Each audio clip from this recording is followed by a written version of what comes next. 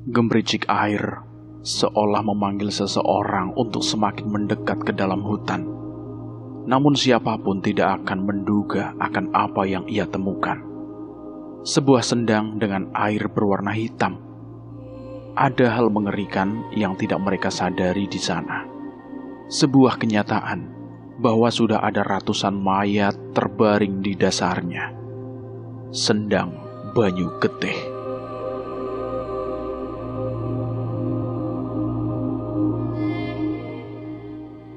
Assalamualaikum warahmatullahi wabarakatuh. Jumpa lagi di channel Dioseta Story.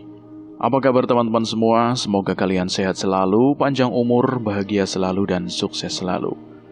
Pada kesempatan kali ini saya akan menceritakan sebuah kisah yang berjudul Sendang Banyu Getih. Buat kalian semua yang baru bergabung di channel ini, silahkan klik tombol subscribe dan tombol loncengnya agar kalian tidak ketinggalan cerita terbaru dari kami. Oke, kita langsung saja menuju ke ceritanya. Sendang Banyu Getih.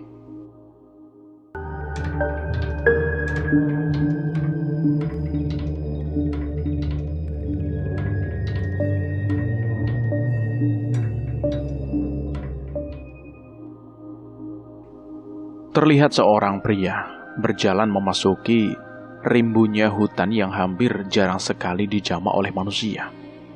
Wajah dan pakaiannya begitu lusuh.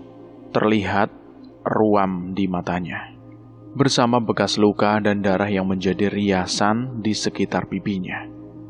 Suara langkah kakinya berdampingan dengan sesuatu yang ia seret sambil tertatih. Isak tangis terdengar dari setiap langkah yang ia lalui. Namun seperti lembaran yang sudah mengerak, sudah tidak ada lagi air mata yang bisa menetes di pipinya. Pria itu terhenti di sebuah sendang di tengah hutan. Entah dari mana sendang itu mendapatkan airnya. Namun hitamnya warna permukaan sendang itu seharusnya membuat setiap manusia menjauhinya. "Ini bayaran atas permintaanku," ucap pria itu seolah berbicara dengan sesuatu yang ada di sendang. Tak ada jawaban apapun selain riak air yang tercipta dari pertemuan antara angin dan permukaan air hitam itu. Walau begitu, pria itu percaya ada yang mendengarkan ucapannya. Ikatan tali dilepas, bungkusan kain yang sebelumnya dibawa dengan diseret, itu akhirnya bisa terbuka. Pria itu menangis sejadi-jadinya tanpa air mata. Namun sayangnya ia tidak bisa mundur lagi. Jasad seorang anak kecil perempuan terbaring di bungkusan kain itu. Tubuhnya pucat, kulitnya membiru dan mulai membengkak. Bercak darah masih terlihat di beberapa bagian kulit dan bajunya. Dengan sisa tenaganya, pria itu menggendong jasad anak perempuan itu dan membawanya tepat di depan sendang. Ia melihat sekelilingnya. Namun semua terlalu hening. Bahkan suara serangga pun tidak terdengar malam itu. Pria itu terus menangis, sembari mencelupkan seluruh tubuh anak kecil itu hingga perlahan-lahan tenggelam ke dasar sendang. Awalnya semua hening seperti sebelumnya. Pria itu pikir, mungkin ia akan menyesali apa yang ia perbuat. Namun tiba-tiba jasad anak kecil itu tertarik masuk ke dasar yang lebih dalam dan mulai menghilang dari pandangan pria itu. Saat itu hawa semakin dingin, riak air sendang semakin deras, seolah menandakan munculnya sesuatu dari dalam sendang. Dan benar saja, terlihat sosok kepala-kepala manusia memenuhi sendang itu dan mengintip ke permukaan air. Mereka hanya menampakkan wajahnya dari ujung kepala hingga sebagian hidungnya. Matanya menyala merah dengan terus menatap ke pria itu. Rasa takut menjalar ke tubuh pria itu. Sosok-sosok yang mengambang-ngambang di permukaan sendang itu berhasil membuat pria itu merinding dan terjatuh di pinggir sendang yang dangkal. Kengerian itu tidak berhenti sampai di situ. Sekali lagi dari dalam air muncul sesuatu yang mengambang. Perlahan tubuhnya terus naik, seolah ia berjalan di permukaan air yang dangkal. Sosok itu tidak kalah mengerikan. wanita berwajah pucat dengan rambut yang tidak berbentuk. Tubuhnya dipenuhi borok dan sisik aneh dengan baju kebaya yang telah terkoyak. Seberapa berharga tumbal yang kamu hanyutkan? Makhluk itu mendekat ke pria itu, hingga jarak antara wajah mereka hanya beberapa jengkal. Pria itu ketakutan melihat sosok itu, namun kehadirannya menandakan apa yang ia lakukan sesuai dengan tujuannya. Walau begitu, pria itu malah menangis, seolah meledakkan penyesalan di dalam dirinya. Ia mengacak-acak rambutnya dan beberapa kali memukul tanah dan air di sekitarnya untuk membuat pikirannya lega. Namun yang terjadi malah sebaliknya. Jasad itu dipastikan akan bersemayam bersama makhluk-makhluk mengerikan itu. Sekali lagi kutanya, seberapa berharga tumbal yang kau hanyutkan? Pria itu menatap makhluk misterius itu tanpa bisa menghentikan tangisnya. Dia anakku. Itu jawaban pria itu. Seketika suara tawa makhluk itu pecah hingga terdengar ke penjuru hutan. Makhluk-makhluk yang mengintip dari permukaan sendang pun ikut menyeringai dan membuat sendang itu terlihat seperti neraka yang mengerikan. Tetapi keputusan telah dibuat. Di tengah tawa makhluk-makhluk itu, hanya pria itu yang menangisi perbuatannya. Entah apapun alasannya, pertukaran sudah terjadi dan tidak bisa dibatalkan.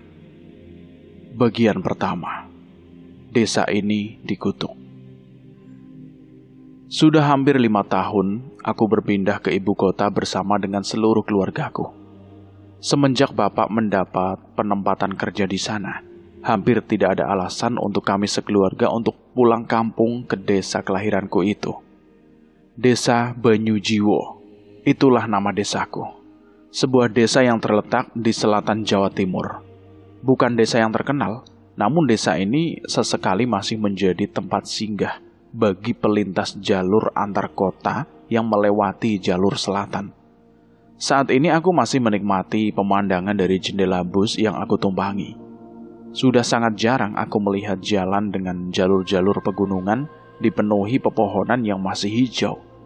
Sayangnya jalur pegunungan yang penuh tikungan ini kadang membuat kepalaku sedikit tidak nyaman. Bukannya tanpa alasan, aku seorang diri memutuskan untuk kembali ke desa. Salah satunya karena rasa rindu dengan teman-teman masa sekolahku.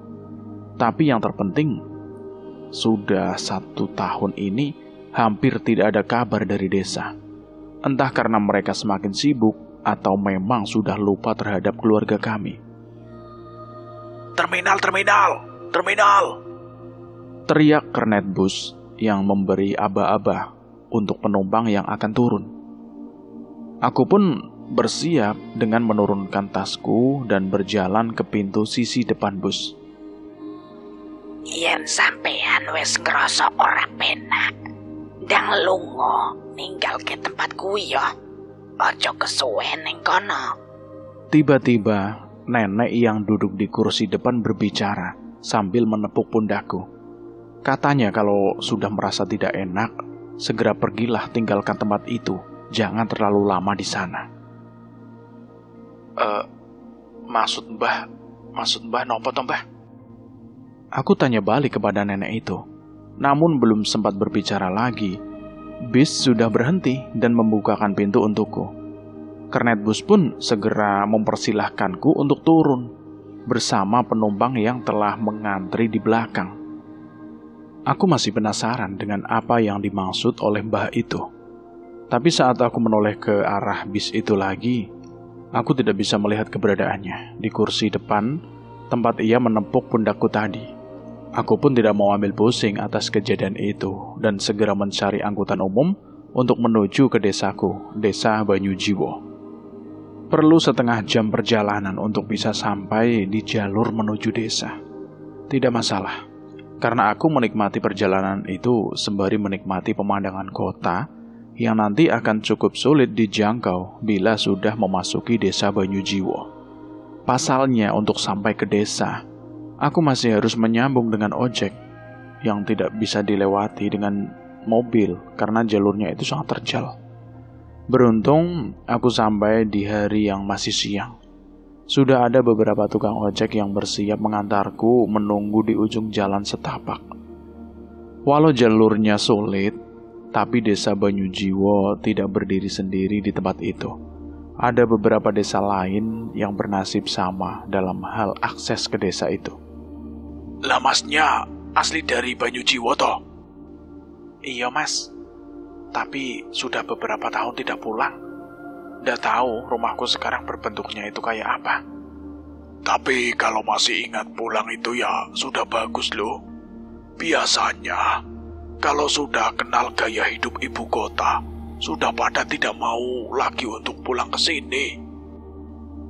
Perjalanan itu kami lalui sembari mengobrol hal-hal ringan agar perjalanan tidak terasa terlalu lama. Menjelang maghrib, sampailah aku di gapura desa. Aku hampir tidak percaya pernah tinggal di desa ini selama belasan tahun. Tulisan nama desa masih belum berubah.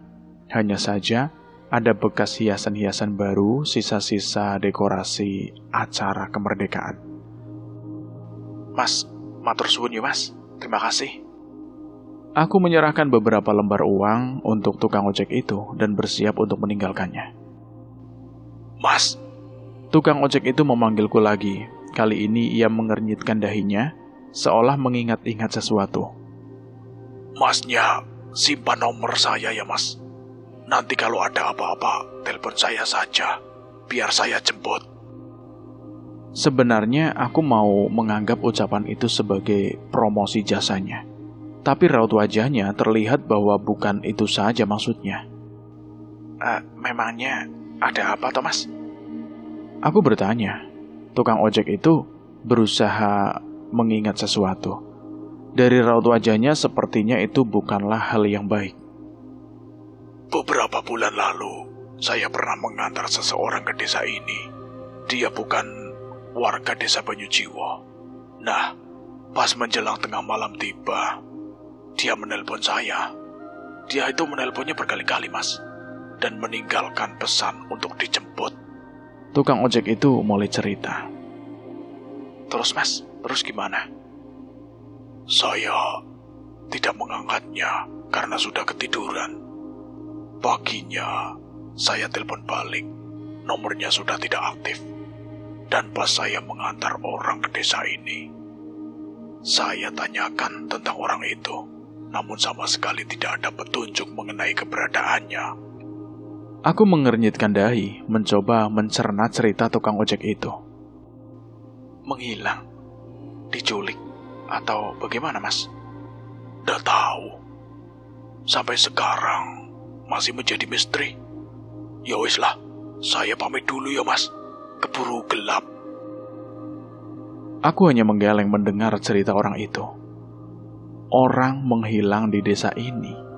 Seumur-umur aku hidup di desa ini, aku belum pernah mendengar cerita tentang hal itu. Tapi, tidak ada salahnya aku menyimpan nomor orang itu untuk mengantarku pulang nanti. Mas Tiko? Tanya seorang pemuda yang kebetulan melihat kedatanganku sembari melintas. Iya, sebentar. Pak Sukoco bukan? Tanyaku sembari mengingat-ingat wajah orang itu. Eyalah. Lama gak kesini, sampai pangling aku. Ucapnya sembari memerhatikanku dari ujung kaki ke ujung kepala. Ke rumah toh? Ayo, saya antar. Tenang saja. Rumahmu dirawat sama itu Mbah Sugimin. Jadi masih layak untuk ditinggali. Iya pak. Matur suwun yo. Kangen aku sama Pak Sukoco, sama warga yang lain juga. Pak Sukoco memang cukup dekat dengan keluargaku saat masih tinggal di sini. Selain sering membantu bapak mengurus kebunnya dulu, Pak Sukoco juga paling bisa diandalkan untuk membantu bapak membereskan masalah rumah seperti genteng bocor dan sejenisnya. Seingatku, ia mempunyai seorang anak perempuan, Serindil namanya. Mungkin saat ini ia sudah sekolah di tingkat SMA Mengetahui kedatanganku, beberapa warga menyambutku dan menanyakan keadaan bapak dan ibuku di ibu kota.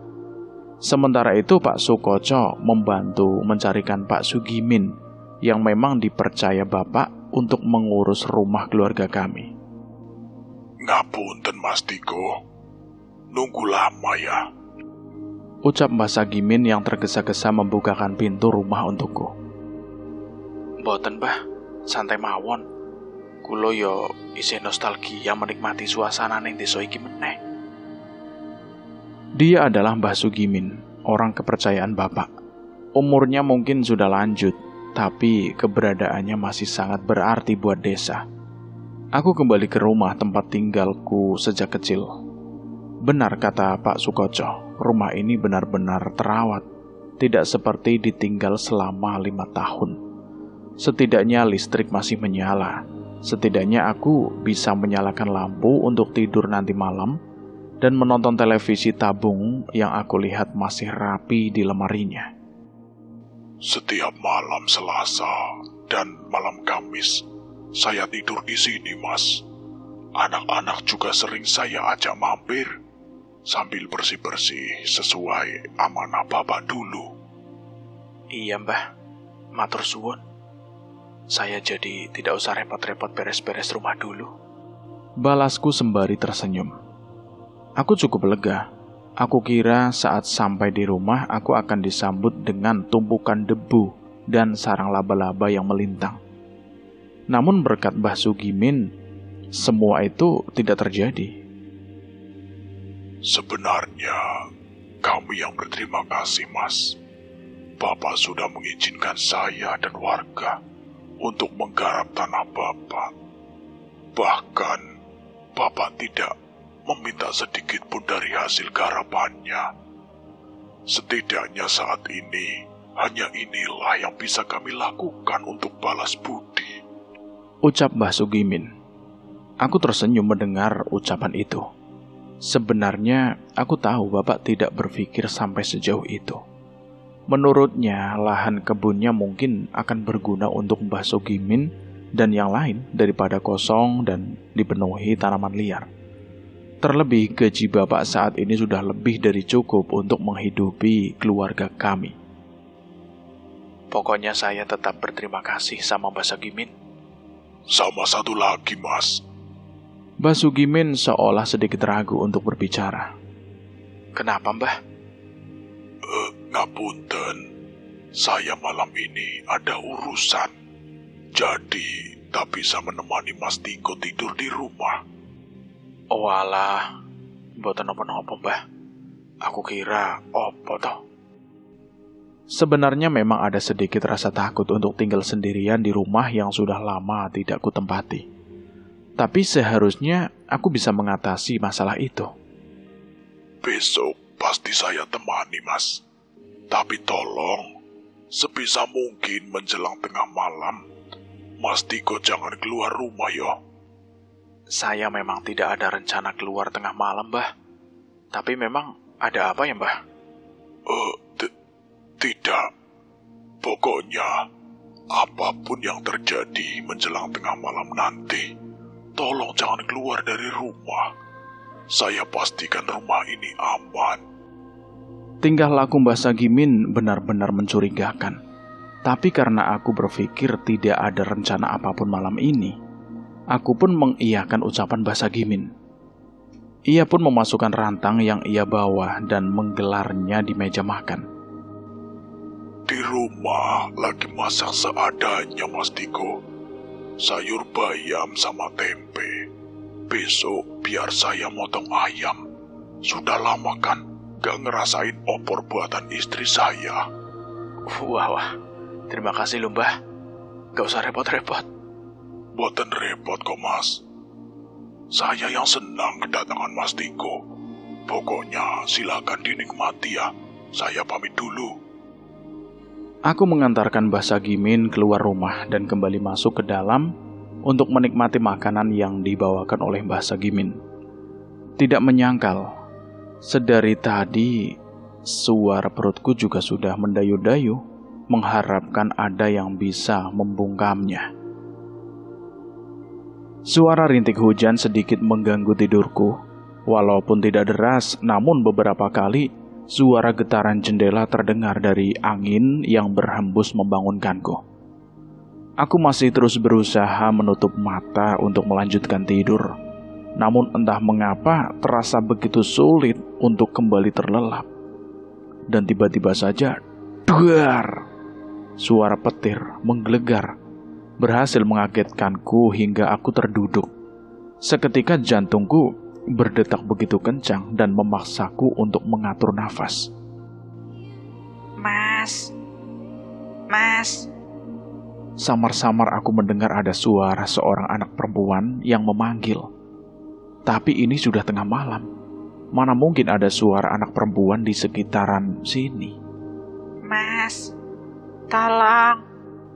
Kali ini suara itu terdengar bersamaan dengan tangisan. Suaranya terdengar lirih, seolah benar-benar meminta pertolongan. Aku yang penasaran segera beranjak dari kasur dan mencari asal suara itu.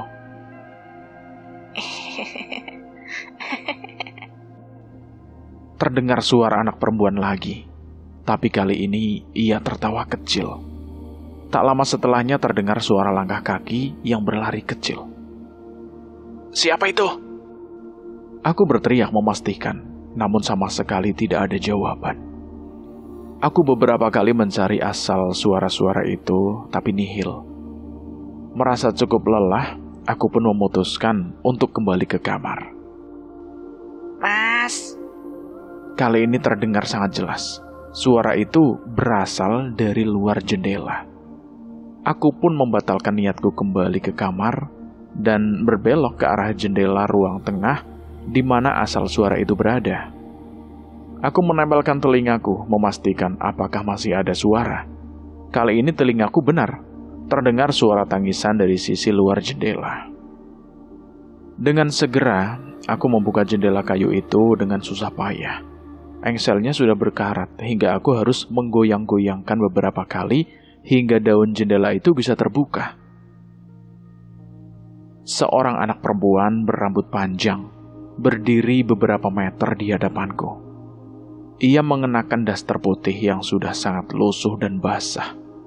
Anehnya, sebagian kulitnya menghitam dan samar-samar aku mencium bau yang tidak enak. Kowe sapa, Dik? Kok iso ono ning kene ta?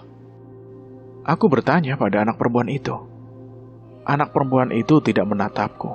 Ia hanya berdiri merunduk menutupi wajahnya dengan rambutnya di bawah rintikan hujan sembari terisak. Dek. Aku memastikan sekali lagi. Tiba-tiba anak perempuan itu berhenti menangis. Perlahan ia mulai menatapku. Namun ada yang aneh. Samar-samar aku melihat anak wanita itu menyeringai.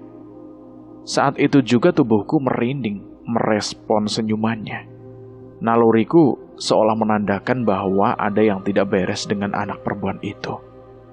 Aku pun mundur dan bersiap menutup jendela untuk pergi. Namun anak itu malah berjalan perlahan untuk mendekat. Hawa dingin yang menyelimutiku seolah memerintahkanku untuk meninggalkan wanita itu untuk pergi. Namun sebelum itu terjadi, perlahan terdengar suara kegaduhan mendekat ke arah sini. Brak! Sebuah benda melayang disusul dengan cairan yang memuncratkan ke wajahku. Aku mengusapnya perlahan dan mendapati bahwa cairan itu adalah darah. Sontak aku menoleh ke arah benda itu ditempelkan. Sebuah kapak melayang menghantam kepala anak perempuan itu. Benar-benar pemandangan yang mengerikan. Seorang anak perempuan dengan kapak menancap di kepalanya. Aku menjerit seketika. Aku panik. Namun setelah terdengar suara seseorang berlari menyusul arah kapak itu. Jangan keluar dari rumah itu. Teriaknya. Aku mengenal suaranya. Itu adalah Mbah Sagimin. Ia memantau dengan mata serius dan kembali menyusul anak perempuan itu. Mbah, apa-apaan ini? Aku bertanya, ia tidak menjawab. Sebaliknya, pemandangan mengerikan kembali terlihat di hadapanku. Anak perempuan itu bangkit berdiri. Ia tertawa. Anak perempuan itu berdiri dengan kepala yang tertancap kapak sambil tertawa. Tapi Mbah Sagimin tidak menunggu lama. Ia mengambil lagi kapak di kepala anak perempuan itu dan membelah tubuhnya berkali-kali. Mbah, sudah Mbah, sudah. Aku berteriak yang tidak mampu melihat pemandangan itu. Setelah memastikan anak wanita itu tidak bergerak, Mbah Sagimin menyeret tubuh anak perempuan itu dan meninggalkan rumah. Mbah, apa maksud ini semua, Mbah? Aku memaksanya menjawab, namun sepertinya ia tidak berniat menjelaskan. Dengan terpaksa aku berlari ke arah pintu rumah dan bermaksud menyusulnya. Sudah kubilang, jangan tinggalkan rumah. Mereka tidak akan memasuki rumah itu, kata Mbah Sagimin dengan wajah beringas, sangat berbeda dengan tadi. Enggak, Mbah. Pokoknya jelas. Belum sempat menyelesaikan kata-kataku, tiba-tiba terlihat beberapa anak perempuan berbaju kumal dengan tubuh yang seolah membusuk, berlari memasuki desa. Mereka terlihat seolah ingin menikmati suatu permainan. Pak, tolong Pak. Terdengar suara seorang ibu yang berteriak keluar rumahnya. Ia keluar dengan sesosok anak perempuan lainnya yang menggigit tubuhnya dengan beringas, hingga beberapa bagian tubuh ibu itu terluka cukup parah. Mbah Sagimin yang melihat hal itu segera menghampiri ibu itu dan melempar kembali kapaknya ke anak perempuan itu. Pemandangan mengerikan terjadi kembali di hadapanku.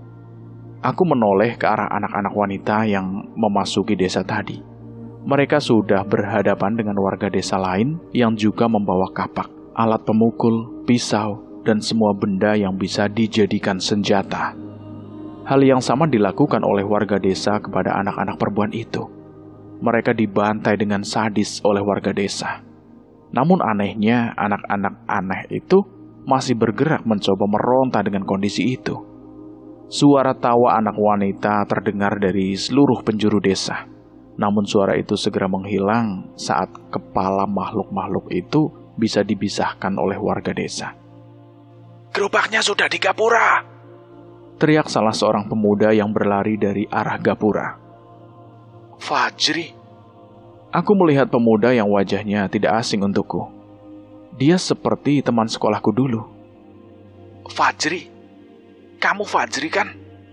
Aku berlari meninggalkan rumah dan menghampiri pemuda itu. Loh, Tiko, kok? Fajri terlihat bingung dengan keberadaanku. Apa maksudnya ini, Jri? Anak perempuan ini siapa? Aku bertanya, yang tidak sabar menginginkan penjelasan. Fajri masih merasa canggung denganku. Sementara itu Mbah Sagimin menghampiriku sembari membawa jasad anak perempuan yang sudah ia habisi.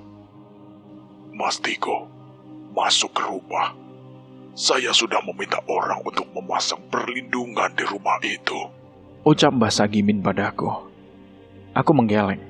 Saat ini sudah ada banyak warga desa yang keluar. Aku harus bisa memastikan apa yang terjadi saat ini.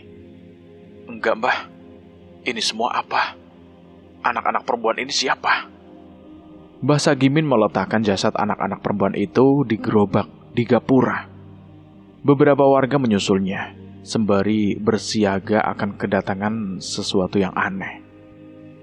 Sudah, Tik. Nanti aku jelasin. Kamu berlindung saja dulu, biar kami ngurusin makhluk-makhluk ini, ucap Fajri. Aku tidak puas dan berharap penjelasan saat ini juga. Sudah penuh, Fajri. Bawa dulu ke sana, ucap Pak Sukoco yang ternyata juga ikut melakukan hal serupa. Kali ini ia tidak seramah tadi sore. Ia hanya melirikku sebentar dan kembali membantu warga lain. Jri, tolong Jri, jelasin ke aku. Ya sudah, ikut aku. Itu di gerobak ada linggis. Pegang buat jaga-jaga, kata Fajri padaku. Aku pun menuruti perintahnya untuk mengambil linggis di antara beberapa jasad anak perempuan yang terbaring seperti bangkai di gerobak dibawa oleh Fajri. Gila, baunya benar-benar menjijikan Bau itu seperti bau daging yang sudah sangat membusuk. Di tengah rintikan hujan, aku dan Fajri mendorong sebuah gerobak yang ukurannya tidak biasa. Aku mendorong ke arah hutan. Aku menebak gerobak ini sengaja dibuat untuk hal seperti ini. Jasad ini mau dibawa kemana, Jri? Dikubur. Kubur?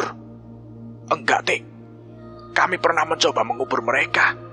Tapi malam berikutnya mereka kembali lagi ke desa. Kembali? Maksudnya jasad-jasad ini hidup lagi gitu? Iya. Fajri mengangguk. Kali ini ia benar-benar berniat menjelaskan kepadaku.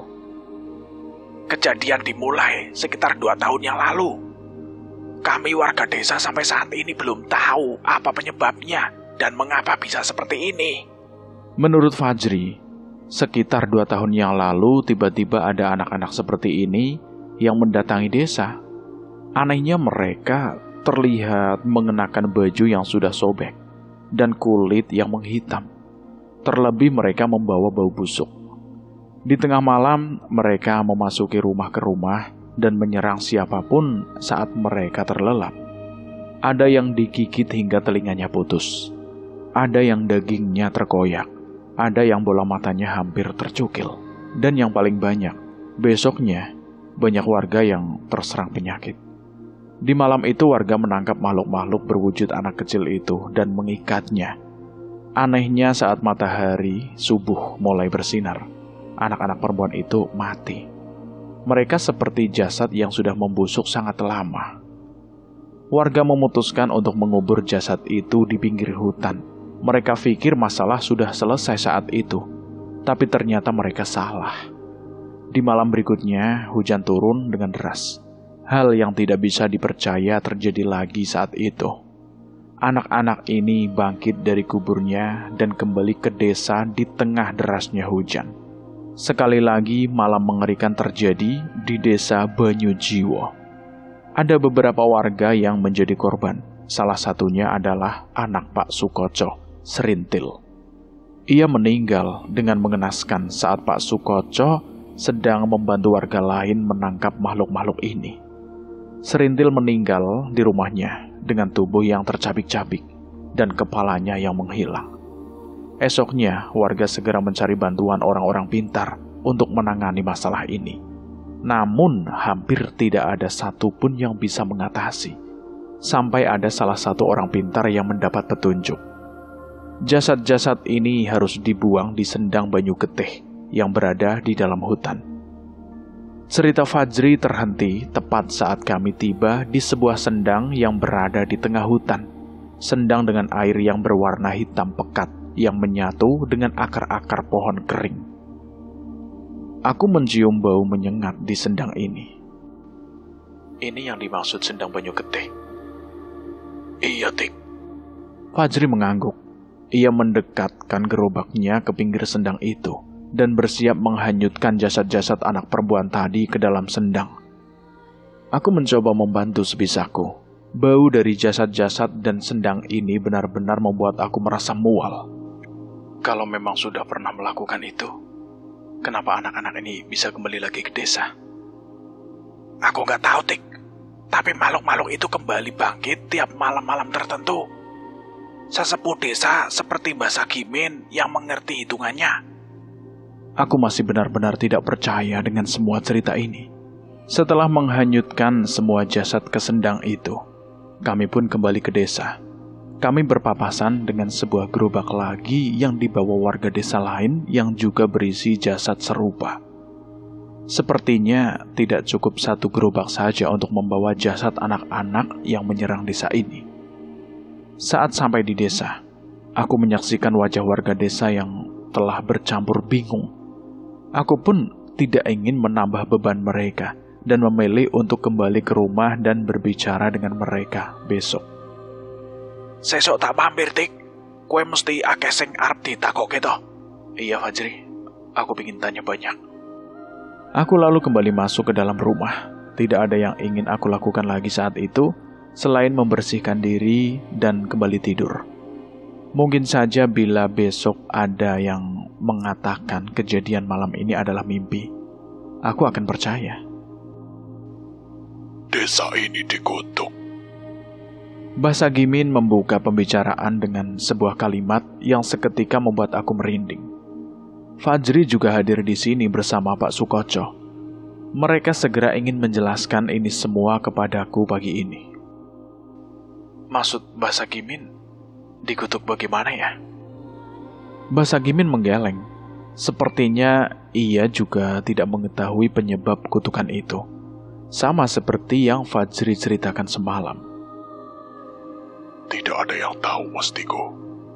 Selama 2 tahun ini, kami hanya bertahan dari hal-hal seperti semalam tanpa tahu penyebabnya dan tanpa tahu cara menyelesaikannya. Tanggapan orang pintar selalu berbeda-beda. Ada yang bilang ada warga desa yang melakukan pesugihan. Ada yang bilang warga desa melanggar tabu. Bo mas, aku yo gak ngerti. Tambah Pak Sukoco padaku. Fajri tidak berniat menambahkan. Sebaliknya, ia hanya menyeruput kopi hitam yang baru saja dibuatkan oleh Mbah Sagimin. Sudah lapor polisi? Justru, polisi yang pertama kali kami hubungi saat desa ini diserang. Namun mereka juga tidak bisa berbuat apa-apa. Ucap Mbah Sagimin. Memang masuk di akal. Tidak mungkin seorang polisi melakukan hal sebrutal yang dilakukan warga desa kemarin. Bahkan bila ada polisi, mungkin warga desa lah yang akan ditangkap. Oh iya Pak Sukoco, saya turut berbela-sungkawa ya atas kepergian Serindil. Terima kasih Mas Tiko. Maaf, saya tidak berani untuk cerita. Balas Pak Sukoco. Perbincangan pagi itu menceritakan hampir semua yang sudah diceritakan oleh Fajri kemarin. Menurut mereka, saat ini sudah ada orang pintar yang membantu menangkal serangan makhluk itu. Namun hanya beberapa rumah yang bisa terlindung karena syarat yang dibutuhkan cukup sulit. Tapi menurutku hal itu bukanlah solusi jangka panjang. Siangnya, aku pun memutuskan untuk menceritakan hal ini kepada Bapak. Sendang Banyu Getih, Bapak tidak pernah menyangka warga desa akan ke tempat itu lagi. Iya Pak, menurut orang pintar yang membantu warga, hanya cara itu yang bisa menahan makhluk-makhluk itu Pak. Balasku pada Bapak. Bapak terdengar menghela nafas. Dari suaranya, ia sepertinya juga tidak menyangka akan mendengar berita seperti ini dariku. Tapi keadaan warga desa bagaimana? Mbah Sagimin, Pak Sukoco, teman-temanmu bagaimana di sana? Baik Pak, tapi anak Pak Sukoco juga jadi korban tahun lalu Pak, si Serindil. Bapak cukup kaget mendengar kabar itu. Pasalnya saat masih tinggal di sini, Serindil kecil sering main ke rumah dan bermain dengan bapak dan ibu. Kita harus bantu warga desa, Leh. Coba kalau kamu ada kenalan orang yang bisa membantu. Bapak juga sambil mencari informasi dari sini. Kalau masalah bayaran, nanti Bapak siapin. Aku cukup senang mendengar reaksi Bapak. Tapi seperti cerita Mbah Sagimin tadi, sudah banyak orang pintar yang kesana, namun masih saja gagal. Apa aku dan Bapak bisa mencarikan orang yang bisa menyelesaikan kutukan di desa ini? Mas mau coba ke desa Bonomulyo gak? Di kota sebelah. Ucap tukang ojek yang mengantarku kemarin. Ia memang sengaja kuhubungi untuk mengantarku ke kota untuk mencari informasi tentang kejadian semalam ke polisi setempat. Namun benar ucapan warga desa, mereka seperti pura-pura tidak tahu dengan kejadian itu. Bonomulyo Mas, ada orang pintar di sana? Tanyaku sembari menyeruput kopi di warung, rekomendasi dari tukang ojek itu. Bukan Mas, di sana sedang ada kejadian yang gak kalah serem. Ada anak seorang juragan kaya yang kerasukan bertahun-tahun, kata tukang ojek itu. Aku bergidik ngeri mendengar cerita itu. Terus hubungannya apa, Mas? Nah, juragan ini seperti sedang membuat sembara. Mereka mengumpulkan orang pintar, pemuka agama, dukun, atau apapun yang bisa menyembuhkan anaknya. Gak main-main mas hadiahnya, sawah 5 hektar loh. Aku mulai mengerti maksudnya. Mungkin bila bisa menangani masalah anak juragan itu, bisa saja dia juga bisa menangani permasalahan di desa Banyujiwo ini. Iya mas, kayaknya gak ada salahnya dicoba. Lah masnya mau nganterin gak ke sana? Lah, nek aku yo siap toh mas. Sing penting bensin pite, mbek supire, aman toh? Tenang mas, kalau itu saya juga ngerti. Terus dari tadi kita ngobrol panjang lebar. Padahal saya belum tahu nama masnya toh. Hehe. Yo, panggil aja Mas Badrun. Tenang saja. Kalau ke Bonomulyo nanti bisa numpang nginep di rumah bapak saya. Sekalian pulang kampung. Oh alah, ada udang di balik rempeyek toh. Haha. Gak gitu mas, kan sekalian toh. Seandainya masalah di desa itu bisa benar-benar bisa tuntas, saya juga seneng mas. Warga desa juga sudah banyak yang curhat ke saya. Kadang saya ikut sedih. Tapi beberapa bulan pasti ada yang meninggal dengan tidak wajar. Selama ini saya bertanya kepada warga Banyujiwo, namun mereka tidak pernah menceritakan dengan jelas. Entah karena malu akan keadaan desanya, atau memang sedih untuk menceritakan lebih dalam. Baru dari masnya ini, saya dapat cerita jelas tentang keadaan desa Banyujiwo. Aku menghela nafas mendengar ucapan Badrun saat itu. Bahkan dia yang tinggal tak jauh dari desa saja tidak tahu secara jelas tentang kutukan di desaku. Mungkin saja bila aku baru datang hari ini, warga desa akan menyembunyikan tentang kutukan desa itu juga padaku. Hari itu, kuputuskan untuk meninggalkan desa Banyujiwo sementara. Semoga saja dengan kedatangan desa Bonomulyo, aku bisa mendapatkan jalan untuk menyelamatkan desaku dari kutukan mengerikan itu. Cerita ini bersambung dulu sampai di sini. Saya akan melanjutkan ceritanya lagi di part kedua dengan judul Para Pengusir Setan. Terima kasih buat teman-teman semua yang sudah mendengarkan cerita ini sampai habis. Semoga kalian sehat selalu, panjang umur, bahagia selalu, dan dimudahkan segala urusannya. Dan saya mohon maaf jika ada kesalahan kata. Saya pamit undur diri. Wassalamualaikum warahmatullahi wabarakatuh.